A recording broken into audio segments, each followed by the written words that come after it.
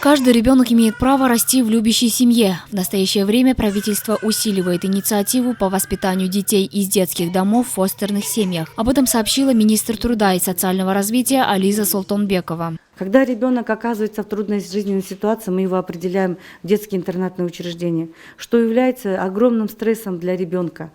На сегодня у нас пересмотрено постановление, принято новое постановление, где мы хотим дать семью для ребенка в трудной жизненной ситуации.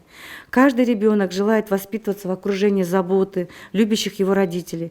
Однако в силу независящих от ребенка жизненных обстоятельств иногда дети остаются без попечения родителей. В данном случае государство обязано обеспечить соблюдение права детей воспитываться в семейном окружении и представлять услуги альтернативного ухода за детьми. Размеры выплат, выделяемых на содержание ребенка в приемной семье, определяются 2 прожиточными минимумами для ребенка определенного возраста.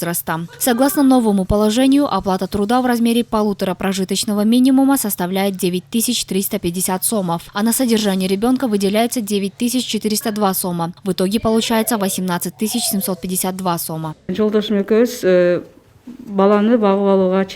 Мы с мужем подали заявление для получения статуса временных родителей. После нас пригласили на 72-часовое обучение. И потом мы взяли на воспитание 2 девочек. Одной было 1,5 года, другой 2,5. Живем мы с ними уже 2 года. За это время девочки стали более открытыми.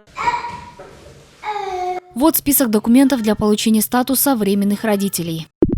Копии паспортов супругов, свидетельство о браке, нотариально заверенное согласие супругов, справки с места жительства и о составе семьи, копия домовой книги или техпаспорта на квартиру, справка об отсутствии судимости, справки о состоянии здоровья соискателя и членов его семьи, медицинское заключение об отсутствии заболеваний согласно списку, утвержденному правительством, характеристика с места работы или с места проживания, полная автобиография, рекомендации как минимум 3 поручителей. В фостерную семью могут попасть дети, родители которых осуждены, пропали без вести или по состоянию здоровья не могут ухаживать за ними. Также в фостерную семью могут поместить детей, чьи родители уехали на заработки и не имеют возможности обеспечить им полноценный уход. В рамках государственного социального заказа мы поддерживаем неправительственные организации, которые именно работают и могут оказывать услуги таким гражданам.